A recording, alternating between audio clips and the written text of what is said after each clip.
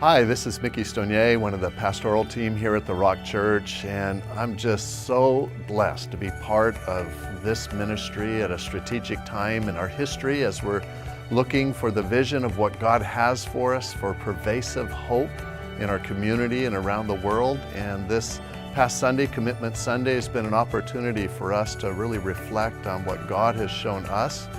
And I just personally want to encourage you as together we're seeking what God would have for our community, for our city, that this ministry is completely about Jesus Christ and fulfilling His heart for the Great Commission. And it's just an honor to be part of this team, to be joined with you and in our community in small groups, to be united together to review again some of the heart behind this vision. So I encourage you as you watch this segment with Pastor Miles that you understand the heart behind it is really authentic love for every street, every person in our community, and that we would join together to love our city.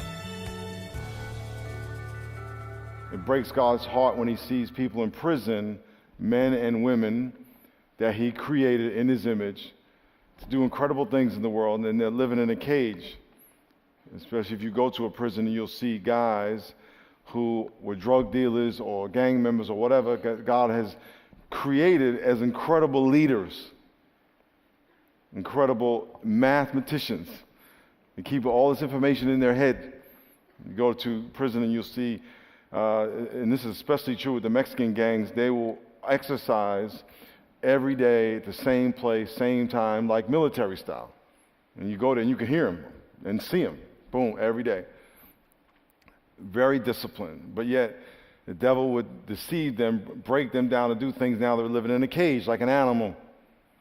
It breaks God's heart to see prostitutes walking the street, selling their bodies, women dancing on the poles, selling their bodies, giving themselves away to people they don't know. People addicted to drugs. I was driving downtown this morning, seeing people walk down the street homeless. I was at a stoplight 4 days ago, and there was a guy with a sign asking for food, and I happened to have some food in my car, and I rolled down my window and gave him the food, and he says, "Are you Miles?"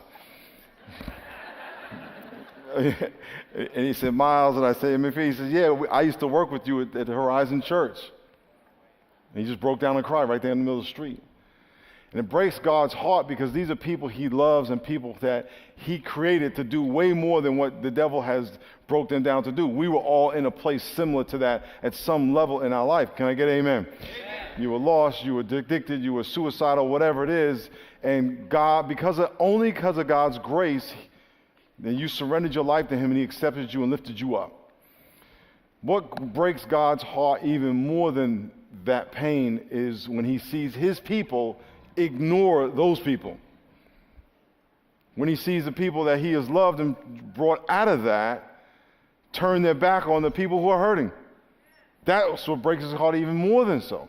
I remember being in a crack house doing cocaine, and I never did crack cocaine, but I did powder cocaine, and I went to a crack house with a buddy of mine to buy cocaine, and I said, "Listen, I want to go sit in the bathroom where the guy was making the crack because I just want to see how he was doing, because I'm just one of those inquisitive kind of brothers." And I remember sitting in the bathroom, and this guy sitting there all shriveled up. He had a little tank top on, and he was just shriveled up to nothing. And he explained to me how he's making this crack. And I was asking him all these questions, talking to him, and in my mind I'm thinking, man, this guy's jacked up. He's shriveling up. He's going to die. And at the time I was playing professional football, and I looked in the mirror, and God said, "You're next. He's only 2 feet away from you. How long is it going to take you to go 2 feet?" We were all there. And so through the series of Jonah, we've been talking about loving our city. We've been talking about raising money to love our city. Let me be very clear. It's not about the money. It's about the love that we can give to the city.